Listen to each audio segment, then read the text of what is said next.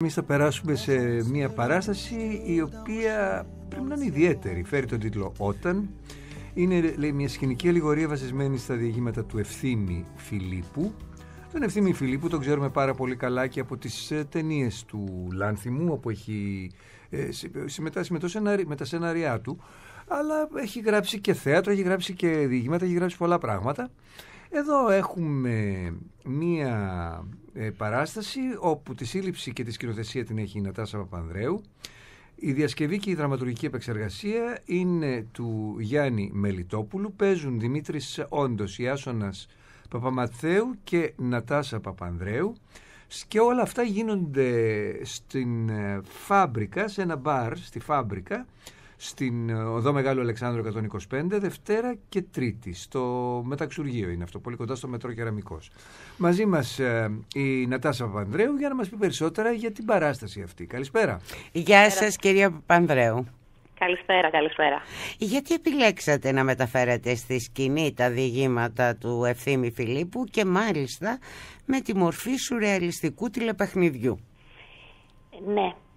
Καταρχάς να πω ότι είναι μια πρόκληση για εμένα η ενασχόληση με τη γραφή του Ευθύμη Φιλίππου, με το δεδομένο ότι τον έχουμε γνωρίσει κατεξοχήν στον κινηματογράφο και στο θέατρο μέσα από κάποιες performance που έχουν παρουσιαστεί στη Στέγη Γραμμάτων και Τεχνών και στο Φεστιβάλ Αθηνών. Για μένα ήταν πρόκληση λοιπόν μια διασκευή διηγημάτων του Ευθύμη Φιλίππου, διηγήματα δηλαδή που δεν είναι αμιγώς, θεατρικά, και ο χώρος παρουσίασης που είναι ένας μη θεατρικός χώρος, το μπαρ της Φάμπρικας, που ήθελα να δω πώς φιλοξενεί με έναν τρόπο αυτόν τον πολύ ιδιαίτερο συγγραφέα. Η παράσταση είναι στημένη για μπάρ ή είναι μια παράσταση που θα μπορούσε να παιχθεί και σε θέατρο, αλλά στην προκειμένη φάση κοιτάζετε πώς λειτουργεί σε ένα μπαρ? Γενικότερα, όταν σκηνοθετώ, προσπαθώ ο χώρος που βρίσκομαι να αποτελεί έμπνευση για το έργο που θα κάνω. Εννοείται ότι θα μπορούσε να στηθεί σε κάποιο άλλο θέατρο, με κάποιες βέβαια τροποποιήσεις. Ο λόγος που έχουμε επιλέξει το σουρεαλιστικό παιχνίδι, όπου και ο βασικός μας ήρωας, ο Πιέρ, αλλά και οι θεατές και θαμώνες του μπαρ συμμετέχουν σε αυτό, είναι ότι θέλουμε με κάποιο τρόπο να υπάρχει και μία διάδραση ανάμεσα στον κόσμο του Ευθύμη Φιλίππου και στους θεατές. Υπάρχει λοιπόν διάδραση από τους θεατές, δεν κάθονται να παρακολουθούν μόνο πίνοντας το ποτό τους? Όχι, προσπαθούμε με έναν τρόπο να τους βάλουμε με πιο πρακτικό τρόπο μέσα από παιχνίδια που συμβαίνουν μέσα στο τηλεπαιχνίδι. Άρα παίζουν στο τηλεπαιχνίδι, κερδίζουν κιόλας? Κερδίζουν σουρεαλιστικά πράγματα, αναμνήσεις, ανθρώπινες ιστορίες, τραγούδια. Δεν υπάρχει δηλαδή κάποιο δώρο της ύλης. Λοιπόν, τα διηγήματα τα δύο που έχετε επιλέξει, πώς συνδέονται μεταξύ τους? Το πρώτο διήγημα, το «Διάφορες επιλογές Πέτρος», ουσιαστικά πρωταγωνιστής είναι ένας δολοφόνος που σκότωσε τον αδερφό του.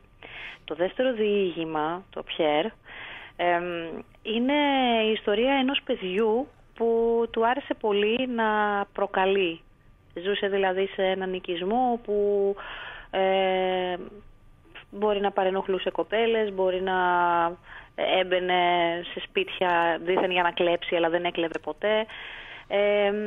Εμείς πήραμε ουσιαστικά σαν αφορμή το δεύτερο διήγημα, το Πιέρ δηλαδή, το διήγημα Πιέρ, και το συνθέσαμε για να προσαρμοστεί με έναν τρόπο στον κόσμο του πρώτου διηγήματος, στο «Διάφορες επιλογές Πέτρος».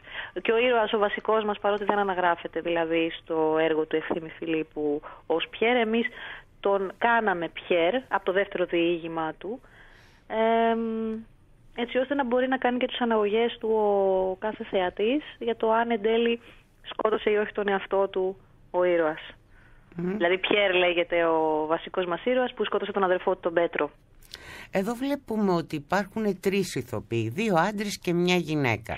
Ναι, να προσθέσω μόνο μισό λεπτάκι ότι στο ρόλο του Ιάσονα Παπαμαθαίου τον έχει αναλάβει ο Ηλίας Βογιατζηδάκης. Έχει γίνει μια αντικατάσταση. Είμαστε 3 ηθοποιοί, ναι. Λοιπόν, ποιοι είναι οι ρόλοι που ερμηνεύετε? Ο Ηλίας Βογιατζηδάκης και εγώ είμαστε οι παρουσιαστές του τηλεπαιχνιδιού. Ο Δημήτρης όντως ερμηνεύει το ρόλο του Πιέρ, που έρχεται προσκεκλημένος στο τηλεπαιχνίδι μας και του παίρνουμε συνέντευξη όσον αφορά τη δολοφονία που έχει διαπράξει. Και οι θεατές παίζουν μαζί του? Οι θεατές, ναι, παίζουν με έναν τρόπο μαζί του. Γίνεται δηλαδή, υπάρχει συνθήκη ότι σταματάει τη ροή του λόγου του ο Πιέρ, προκειμένου να κερδίσει ανθρώπινες ιστορίες, αναμνήσεις, και σε κάποιες άλλες φορές αυτό αντί να το κάνουμε στον Πιέρ, το κάνουμε στους θεατές μέσω των μπάζ των λεγόμενων. Νομίζω ότι μου φαίνεται και εμένα κάπως δύσκολο να το περιγράψω. Στην πράξη είναι πολύ πιο εύκολο από ό,τι ακούγεται. Όχι, νομίζω ότι είναι προφανές τι γίνεται και πρέπει να είναι και πολύ ενδιαφέρον. Ναι. Η παράσταση θα παρουσιάζεται στη Φάμπρικα ως τις 18 Μαρτίου στο μπαρ. Στη συνέχεια θα παρουσιαστεί σε άλλα μπαρ ή σε άλλους χώρους? Ή σε άλλες πόλεις? Μας δίνετε μια πολύ ωραία ιδέα. Ψάχνετε για μπαρ στην περιφέρεια? Θα έλεγα ότι την είχατε την ιδέα αυτή, απλώς τη βγάλουμε στην επιφάνεια. Ακόμη η αλήθεια είναι ότι δεν έχει υπάρξει μια σκέψη για τη συνέχεια, αλλά δηλαδή μένουμε αρκετά τώρα στο τώρα, το πώς θα προσλαμβάνει ο κόσμος, πόσο και εμείς βρίσκουμε τα πατήματά μας σε σχέση με τον κόσμο, γιατί και μπαρ και διάδραση με θεατές είναι κάτι άγνωστο και για εμάς. Οπότε νομίζω ότι αφού το απολαύσουμε και δούμε πώς πάει, είμαστε ανοιχτοί σε προτάσεις και να προχωρήσουμε και εμείς να το ταξιδέψουμε το έργο. Ωραία. Δευτέρα και Τρίτη λοιπόν στη Φάμπρικα, στην Μεγάλο Αλεξάνδρου 125, κοντά στον Κεραμικό. Εσείς κάνετε κάτι άλλο αυτή την περίοδο, κύριε Παπανδρέου? Αυτή την περίοδο υπάρχουν κάποιες σκέψεις για κάποια project, αλλά ακόμη δεν είναι ανακοινώσιμα. Ωραία, λοιπόν, θα περιμένουμε να γίνουν για να μας τα πείτε. Ευχαριστούμε πολύ για την... Ευχαριστώ και εγώ. Γεια σας, κύριε Παπανδρέου.